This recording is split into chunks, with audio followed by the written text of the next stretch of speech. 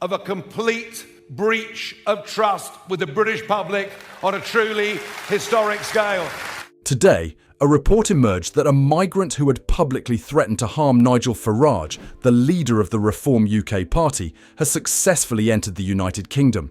After arriving, he was quickly detained by authorities, but the fact that he managed to reach British shores in the first place has raised serious concerns. This situation has intensified calls for stricter border control policies, especially with the increasing number of migrants crossing the English Channel every day. Despite the uproar, opposition leader Keir Starmer has refrained from addressing the situation directly or offering an apology to Farage, which has left some people frustrated. The story began when Farage publicly warned about a migrant who on social media made threats against him. The individual, who reportedly has a tattoo of a Kalashnikov on his face, documented his journey across the English Channel. He shared videos showing his small boat being escorted by a French patrol vessel as it crossed the waters into the UK.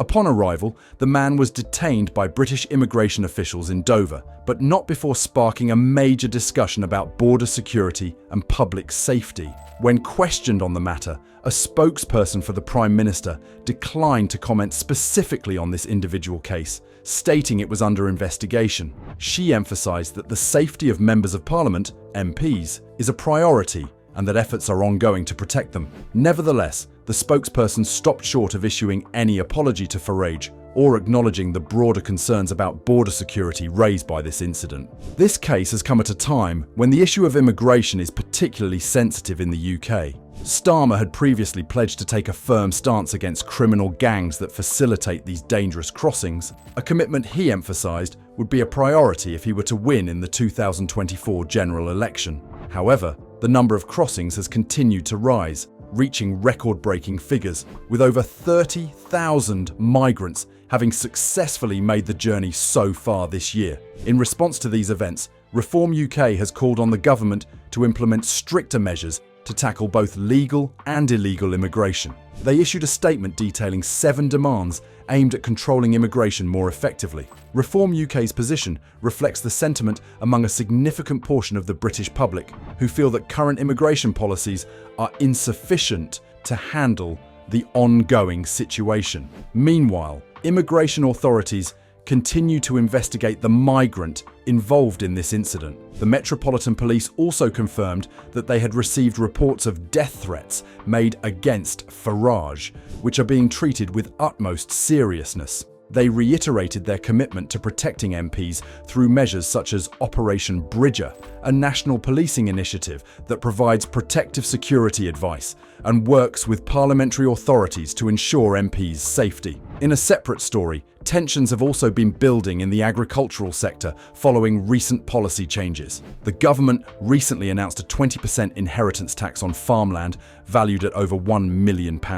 This policy shift has been criticised by many in the farming community, who argue it unfairly burdens family-run farms. The National Farmers Union, NFU, has voiced concerns that this tax will lead to financial strain on farmers and potentially force them to sell off parts of their land, which could disrupt food production and hurt the agricultural sector. During a recent debate on the issue, commentator Mark Dolan defended the farming community, emphasising the essential role they play in feeding the nation. Dolan argued that family farms should remain within families to maintain consistent food production, especially in a post-Brexit landscape where domestic food security is increasingly important. This sparked a heated exchange with Amy Nicol-Turner, who argued that the new tax policy is fair and will primarily affect only the wealthiest farms, those valued over £2 million. Turning to the royal family, another high-profile issue has resurfaced involving Meghan Markle and her time as a senior royal.